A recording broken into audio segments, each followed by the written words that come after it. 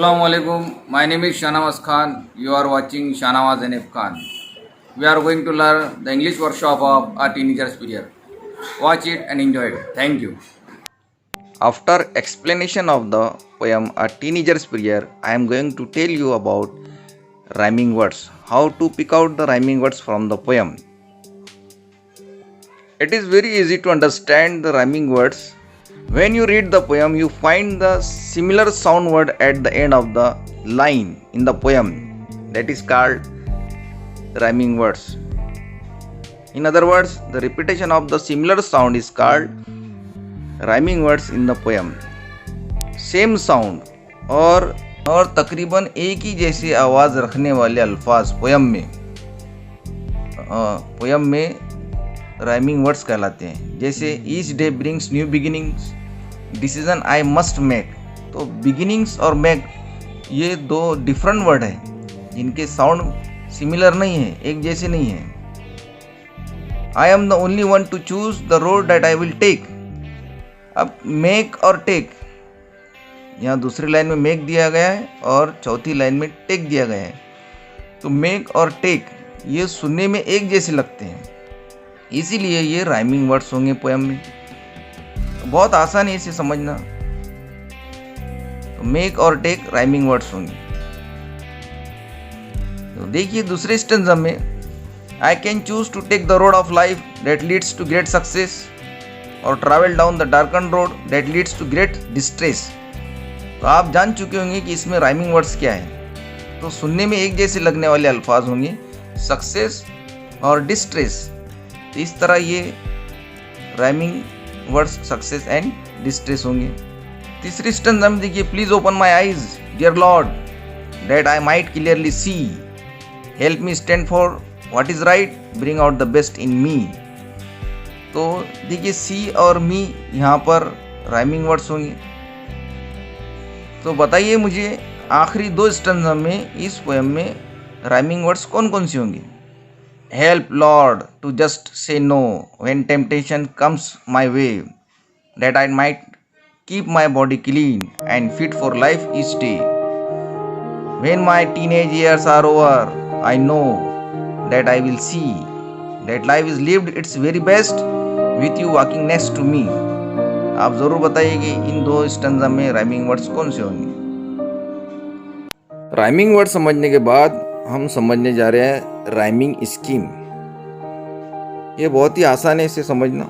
जैसे कि हम पोएम पढ़ते हैं, each day brings new beginnings, decision I must make. यहाँ बिगिनिंग्स और मेक ये दो अलग अलग लफ्ज हैं. बिगिनिंग का साउंड अलग है, मेक का साउंड अलग है, इसलिए बिगिनिंग्स को हम ए दे देते हैं. और मेक, जो बिगिनिंग्स और मेक दोनों राइमिंग वर्ड्स नहीं हैं, इसलिए उसको बी दे देते हैं. मेक और बिगिनिंग दोनों राइमिंग वर्ड्स ना होने की वजह से उनको लेटर्स ए और बी दे देते हैं. और तीसरा choose, I am the only one to choose. अब चूज भी इन तीनों लाइन में से किसी का भी राइमिंग वर्ड्स नहीं है, इसलिए उसको सी दे देते हैं. The road that I will take, अब टेक जो कि मेक का राइमिंग वर्ड्स है, इसलिए वो उसको बी दे देंगे, क्योंकि दोनों राइमिंग वर्ड्स है, इसलिए बी आ जाएंगे. ए बी सी बी, इस तरह से उनके राइमिंग स्कीम होंगी. आपके सिलेबस में टोटल 8 पोएम है, जिसमें से 2 पोएम पूछी जाएंगी. पहली पोएम क्वेश्चन नंबर 3 के ए में और दूसरी पोएम क्वेश्चन नंबर 3 के बी में पूछी जाएंगी. और ए 5 नंबर के लिए, क्वेश्चन नंबर 3 का ए 5 नंबर के लिए होगा, जो क्वेश्चनिंग स्किल पर मुनसिर होगा. और क्वेश्चन नंबर 3 का बी जो 5 नंबर के लिए होगा, और इसमें पोएम किसी दूसरी पोएम की एप्रिसिएशन पूछी जाएंगी. अब इनके मार्क डिस्ट्रीब्यूशन कैसे होंगे मैं आपको बताने जा रहा हूँ. तो क्वेश्चन नंबर 3 का ए 5 मार्क के लिए पूछा जाएगा, जो A1, A2 और A3 पर मुश्तमिल होगा. A1 2 मार्क के लिए पूछे जाएंगे, जिसमें आपको match the pair, fill in the blanks, इस तरह के सवालात पूछे जाएंगे. क्वेश्चन नंबर 3 के A2 में आपको गिव रीजन या डिस्क्राइबिंग वर्ड्स आपको बताना पड़ेगा. और A3 में आपको राइमिंग वर्ड्स लिखना पड़ेंगे। मैंने अभी आपको बताया होगा राइमिंग वर्ड्स कैसे पिक आउट करते हैं पोएम में से, बहुत आसान होती है। क्वेश्चन नंबर 3 के बी में आपको एप्रिसिएशन ऑफ पोएम पूछी जाएंगी। ये दूसरी पोएम होंगी जो 5 मार्क के लिए पूछी जाएंगी, जिसमें आपको पोएम का टाइटल लिखना होगा कि ये इसका टाइटल क्या था, या इस पर आधा नंबर है। नेम ऑफ द पोएट, इस पर शायर का नाम बताना पड़ेगा, इस पर भी आपको आधा मार्क है। राइमिंग स्कीम निकालना होंगे आपको, इस पर 1 मार्क है। फिगर ऑफ स्पीच पर 1 मार्क है और central idea of the poem पर 2 मार्क है। Central idea of the poem अगर आपने लिख लिए, जो कि आपको 1 या 2 लाइन में लिखना है, लेकिन ज़्यादा लाइन में लिखे तो बेहतर होगा, अच्छे नंबर मिलेंगे। तो ऐसे 5 नंबर पर मुश्तमिल ये एप्रिसिएशन ऑफ द पोएम होंगी। ये फिक्स नंबर होते हैं, तो आप अगर ये याद कर लिए, टाइटल याद कर लिए हर पोएम का, शायर का नाम याद कर लिए, राइमिंग स्कीम भी फिक्स है, हर पोएम की राइमिंग स्कीम सेम होती है, फिक्स होती है, तो वो याद कर लिए। फिगर ऑफ स्पीच 2 या 3 याद कर लिए, और सेंट्रल आइडिया आपका अगर आपने 3 या 4 लाइन याद करके रख लिए तो ये 5 नंबर आपके पक्के हो जाएंगे। और इसी टीनेजर्स पीरियड की मैं आपको अभी एप्रिसिएशन भी दे रहा हूँ, वो भी याद कर लिया, और यही पोएम आ गई तो आपको 5 नंबर मिल रही हैं। तो इस तरह से ये 5 नंबर पर मुश्तमिल होंगे। 10 नंबर के लिए पोएम पूछी जाएंगी, बहुत आसान है, और इस 10 में से आपको बहुत सारे ज़्यादा से ज़्यादा नंबर लेने के लिए आपको ज़्यादा से ज़्यादा प्रैक्टिस करने की ज़रूरत है। तो आपको मस्ट के लिए मैं आपको एक एप्रिसिएशन ऑफ द पोएम दे रहा हूँ। इसके बाद हम वर्कशॉप हल करने जा रहे हैं। देखिए, टीनेजर्स पोएम की एप्रिसिएशन, टाइटल जो है अ टीनेजर्स प्रेयर है, पोएट का नाम जेमोर्स है, राइमिंग स्कीम ABC भी है। मैंने बताया आपको कि राइमिंग स्कीम कैसे निकालते हैं, और जिनको समझ में आता है तो बहुत अच्छी बात, नहीं भी आ गया तो अगर आपने डायरेक्ट याद कर लिए कि टीनेजर्स पोएम की राइमिंग स्कीम ABC भी है, तो आप अगर हर पोएम की अगर आपने राइमिंग स्कीम याद कर लिए तो आपको आसानी होगी। Figure of speech, alliteration, inversion, metaphor और बहुत सारी है, एपोस्ट्रॉफ भी है उसके अंदर। आपने अगर 2 या 3 नाम भी लिख लिए फिगर ऑफ स्पीच के तो आपको 1 नंबर मिलना ही है। सेंट्रल थीम पर आपको 2 मार्क मिलना है, तो मैंने आपको सेंट्रल थीम दे दिया हूँ, 2 या 3 लाइन पर मुश्तमिल आपको लिखना है, इस पर 2 मार्क है। तो हर पोएम के एप्रिसिएशन आप पक्की याद कर लिए तो आपको 5 नंबर मिलना ही है। इस तरह हम आपको एप्रिसिएशन ऑफ द पोएम ज़रूर देंगे हर पोएम की, अगर आपने याद कर लिए तो आपको 5 नंबर मिलना ही है। चलिए चलते हैं वर्कशॉप की तरफ, किताब के पूरे वर्कशॉप। आप इससे पहले मैं आपको बता चुका हूँ कि क्वेश्चन नंबर 3 में पोएम कैसे पूछी जाएंगी करके। अब इसी पोएम्स के अ टीनेजर्स पीरियड का इंग्लिश वर्कशॉप हम हल करने जा रहे हैं। चलते हैं। Choose the correct alternative and complete the given sentences. आपको फिल इन द ब्लैंक्स, खाली जगह में मुनासिब अल्फाज लिखना है, सही मुतबादिल लिखना है। According to the poet are brought by each new day. शायर के मुताबिक खाली जगह हर दिन क्या लाता है, तो क्या लाता है, न्यू बिगिनिंग्स, नई शुरुआत लाता है हर दिन। यहाँ पर आपको लाइन अंडरलाइन की हुए वो लफ्ज़ दिया गया है कि न्यू बिगिनिंग्स यहाँ पर आएगा। We must decide to take the road which leads to, 2 option दिए गए, ग्रेट डिस्ट्रेस या ग्रेट सक्सेस। हमने फैसला करना चाहिए, वो रास्ता इख्तियार करना चाहिए जो कामयाबी की तरफ जाता है, तो ग्रेट सक्सेस आएगा। The poet prays to the Lord to help him stand for what is might या राइट, तो इसके अंदर राइट आएगा। The poet wants to see that his teenage years have been blank years of the his life. इसमें worst आएगा या best आएगा, तो बेस्ट इस्तेमाल होगा। अब पॉइंट 2 में आपको find and right the pair of rhyming words from the poem. मैंने आपको इससे पहले बताया होगा राइमिंग वर्ड्स कैसे निकालते हैं। Similar sound of the words, जिसमें पहले स्टैंजा में दिया गया था मेक, टेक वगैरह वगैरह, तो इसके तमाम पोएम के राइमिंग वर्ड्स लिख लो आप। What is the rhyming scheme of the poem? Choose the correct one from the following options. अब ये ऑप्शन दिए गए हैं जिसमें से सही राइमिंग स्कीम क्या है, ABCB। Match the lines in column A with the figures of speech in column B।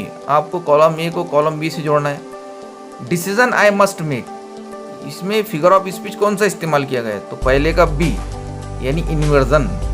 Inversion उसे कहते हैं, मैं शॉर्ट में आपको मुख्तसर बताता हूँ कि उसे कहते हैं ग्रामर के मुताबिक बेतरतीब अल्फाज रखे जाते हैं। जैसे डिसीजन आई मस्ट मेक, ये जुमला इस तरह होना चाहिए था ग्रामर के मुताबिक, आई मस्ट मेक डिसीजन, लेकिन पोएम की खुशनुदी के लिए डिसीजन आई मस्ट मेक किया गया, इसलिए इसको फिगर ऑफ स्पीच में इन्वर्जन कहते हैं। द मैंगो डेट आई ईट, तो ये इन्वर्जन की अलामत है। आई मेक डेट मैंगो, इस तरह का जुमला होना चाहिए, इसलिए ये इन्वर्जन होगा।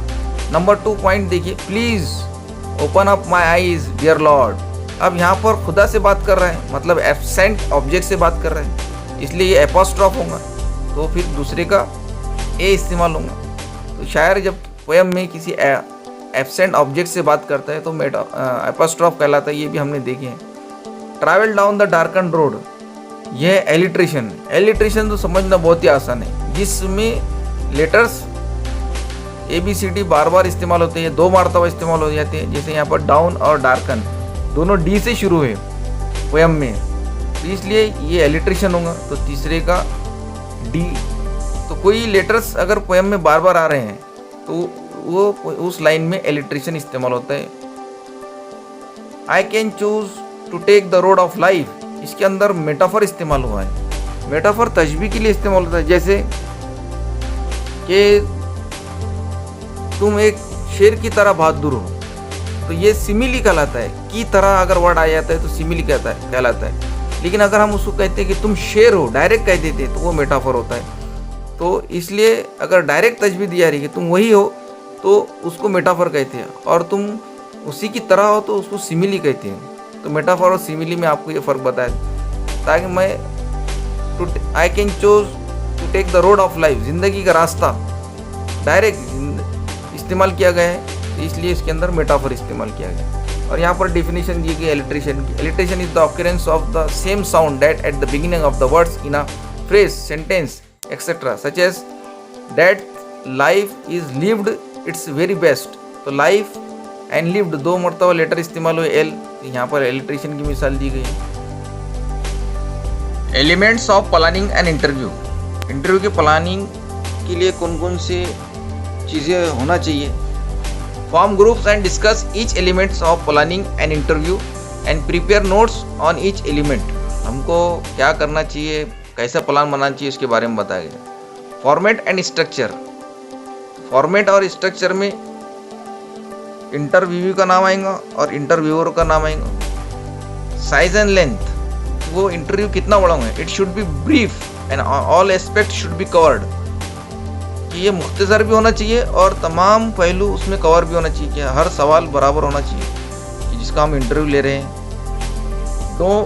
Dose and don'ts, rules and regulations, क्या करना है इंटरव्यू के दौरान, क्या नहीं करना चाहिए। Don't ask the personal question, do not interrupt while the interviewer is speaking वगैरह।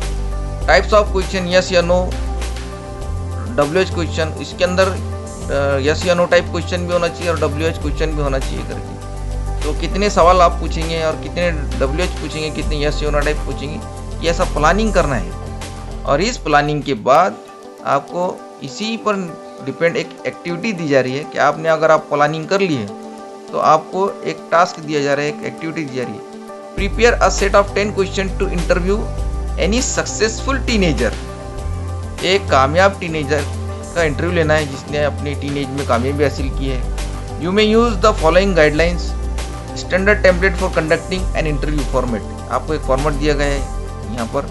Name of the interview, name of the interviewer, जो इंटरव्यू ले रहा है और इंटरव्यूअर जो दे रहा है, अब उसने कौन सी चीज़ में कामयाबी हासिल की है, स्पोर्ट्स, बिजनेस, म्यूजिक, आर्ट्स, वो लिखिए। कहाँ आपका इंटरव्यू हो रहा है, studio, TV channel, auditorium, hall, कहाँ ले रहे हैं आप, डेट, टाइम एंड ड्यूरेशन, कितने मिनट का होगा। 10 सवाल पूछना है आपको, 10 क्वेश्चन पूछना है उसके अंदर। मिक्स ऑफ यस या no type question and WH question. Place a proper background before every question. Conversation should sound like a real interview. Avoid very personal question, avoid very casual, cheap and vulgar language. इन चीज़ों का ख्याल रखते हुए 10 सवाल पर मुश्तमिल एक इंटरव्यू लेना है। तो मैं आपको एक होमवर्क दे रहा हूँ, टास्क दे रहा हूँ कि आप एक इंटरव्यू तैयार कीजिए लिखकर और मुझे भेजिए। लिखकर तैयार कीजिए 10 सवाल और किसका इंटरव्यू ले रहे हैं उसका नाम, और 10 सवाल इस तरह से प्लानिंग करके लिखकर भेजिए मुझे। तो मैं आपके इंटरव्यू लिखे हुए अपने यूट्यूब पर शाये करूँगा। जितने बच्चे भेजेंगे मैं उन सबका उनके नाम के साथ शाये करूँगा। तो ज़रूर लिखकर लिखिए और मुझे व्हाट्सएप पर भेजिए। मैं आपको आपके नाम के साथ में आपका इंटरव्यू शाये करूँगा।